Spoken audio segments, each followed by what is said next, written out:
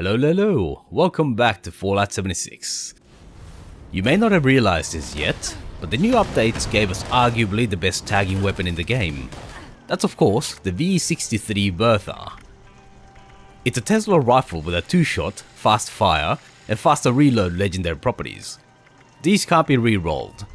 It looks like the devs have moved away from allowing that after re-rolled holy fires became one of the most popular weapons in the game. It comes with an automatic receiver for faster fire and the reflex sights for reduced VATS cost, so you shouldn't need to modify it. It also comes with a hidden property. You get double the normal ammo capacity. That built-in double ammo seems to be a theme with all the weapons in the new update. Maybe the devs have noticed how popular quad weapons are and they're experimenting with increasing the magazine sizes. But in any case, the weapon as it is pretty much the best tagger in the game. The V63 is one of 2 weapons that can drop from the new Dangerous Pastimes public event in the Skyline update. I'll cover this briefly because not everybody might know. Tagging is doing a bit of damage to an enemy. Normally enemies that die close to you will give you half their XP reward, even if you do nothing. The distance is pretty generous, so you can sit around during events and still pick up quite a lot of XP and get loot assigned to you. But any enemy you tag will give you full experience and loot, regardless of whether they died. So if you're still at the stage where levels matter, then you want to tag as many enemies as possible. If you've ever used a Tesla rifle, you know that the electricity arcs between enemies. How many times it arcs is affected by the Grenadier perk, so if you use a Tesla, then you want Grenadier 2 active. Science perks also increase the damage you do, because of course it's a science weapon.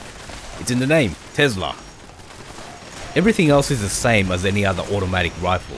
So Commando, Tank Killer, Critical Savvy, better criticals will all help you hit harder. Normally, the 2-shot property is not great for anything other than explosive launchers. You get a bit of extra damage, 25% to be exact, but that's split over 2 bullets, and you lose a big chunk of accuracy, so they generally become VATS only weapons. But in this case, the lack of accuracy that 2-shot gives you is an advantage. Electricity from the Tesla arcs towards the nearest enemy, so if the weapon is too accurate, then both lightning bolts will simply hit the same enemy and arc onto the same additional targets. As you might imagine, that's a waste. Reduced accuracy from the legendary property actually works towards spreading out the initial shots, and that increases the chances of the bolts arcing towards different enemies, which is exactly what you want for tagging. From that perspective, if you want to tag as many enemies as possible, you should avoid using VATS. Both arcs will simply hit the same enemies. You pretty much guarantee that the extra bolt is wasted. Of course, you can still use VATS and VATS criticals if you actually want to kill the enemy you're targeting. For maximum tagging, you should aim at the ground in between enemies. It helps if you're moving too, because you lose more accuracy. Avoid spamming shots. The best way is to shoot once or twice, change your aim and shoot again. If you do it right, it should cover all enemies, even big groups. Another good idea is to enable damaged numbers so you can see what's been hit. The expanded magazine also helps quite a bit, because the default magazine on Teslas is pretty small. You find yourself reloading pretty often.